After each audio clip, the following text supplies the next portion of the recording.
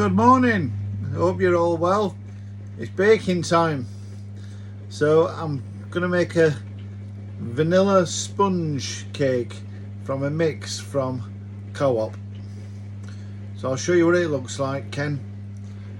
Have a look and see how easy it is and see if you think you can make one. So this is the mix, Ken. It's Co-op's vanilla sponge, and all that you need to add to it is a bit of milk and 2 eggs. So there you go, Ken. 2 medium eggs, 120 ml of milk, and it says sandwich tins, but I don't have them, so I've used it's a silicone loaf tin, but you can use anything, a little cake tin or whatever you've got. So I'm changing it a little bit, and then what it says in the method there, you've got to put it all into your mixer. So empty your mix into your mixer or into a mixing bowl if you're doing it by hand. Then you add 2 eggs and your milk, and you mix it until it's smooth, as it says there. But just before you do that, turn your oven on to number 3. Now it says in the recipe use skim milk, so but sod that, you can use any milk you want. I'm using this long life stuff, and it says 120 ml. Well, if you're not sure how much 120 ml is, I've done my little cup there. It's 1/3 of a cup of milk you need, Ken. 1/3 of a cup, no more, no less. So you can either mix it by hand, Ken, or you can use a blender. I'm using this mixer which I've borrowed from John. So turn it on to start with, and then I add the milk in.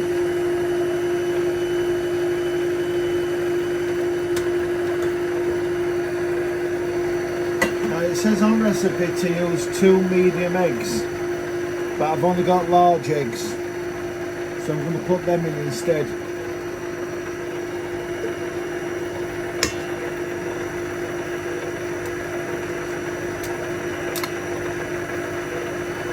That's number 1.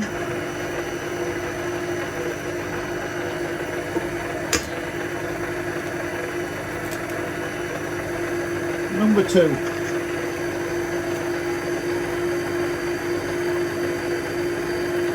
I'll turn it up a bit now.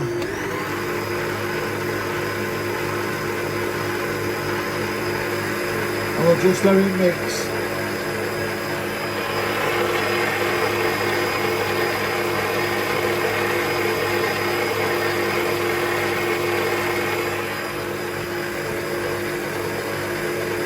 Now I like my cakes to have a little bit more flavour. It's entirely up to you, but I'm going to add a little bit of this vanilla flavour into it, just a couple of drops.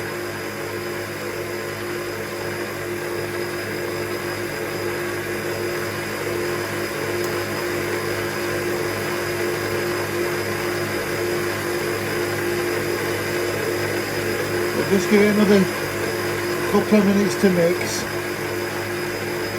and then we'll put it in a cake tin.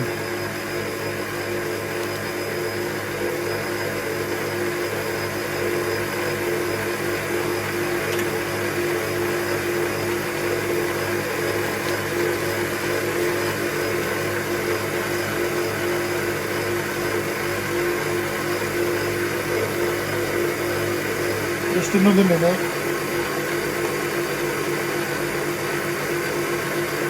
And as I said, I've not got a proper cake tin right size, so I'm using this one. It's made of silicone.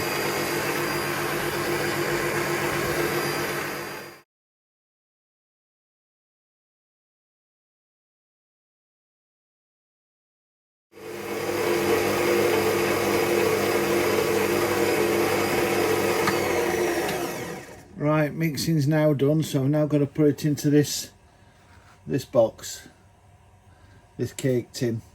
Well, it's not a tin as such, is it? It's a silicone rubber cake tin. So just get that mixer off.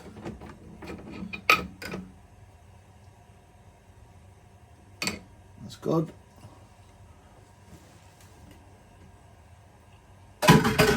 Pop that in the sink. And now this is where you'll find it easier, because you've got two hands and I'm just a one-arm bandit.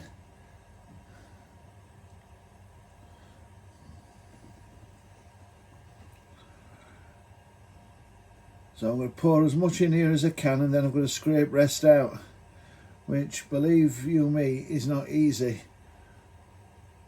when you've only got one arm and you're like a bloody pirate. So I've got me a big plastic spoon. I'll try and scrape it all to the middle.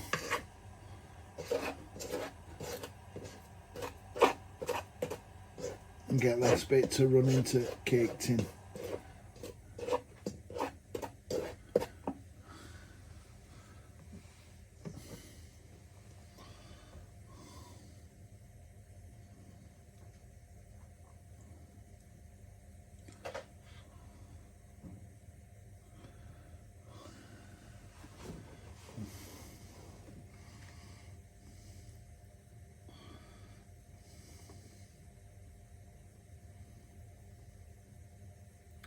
Now, oven's been on for about 5 or 6 minutes, preheating on number 3, so it's nice and warm.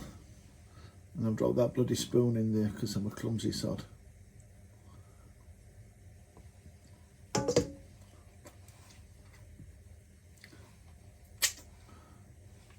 now we pop this into oven for 12 to 15 minutes.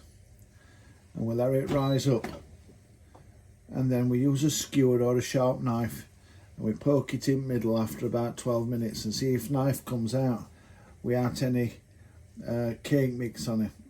And if it has come out nice and clean, the knife, after you've poked it, then you know that the mix is cooked in the middle. So you take it out of the oven and leave it to cool down for half an hour.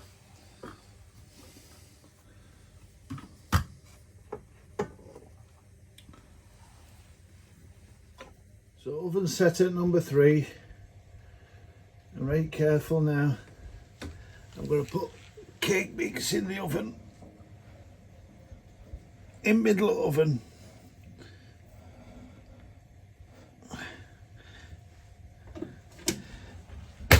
And we'll now set a timer for 12 minutes. Hey Siri, set a timer for 12 minutes. Now I made a mistake earlier, Ken. I said cook for 12 minutes. Actually you cook it for about 25. Either use a sharp knife or as you can see I've got a wooden skewer. And if you skewer the cake in the middle like that and then pull the skewer out, if it's not got anything stuck on the skewer, you know it's cooked. So I do it in a couple of places so we know it's cooked. So it's now time to come out the oven. And there you go, Ken, I've turned it out. I'll leave it on a little rack. If you're not got a cooling rack, you can use one at shelves out your oven and let it cool for about 20-25 minutes.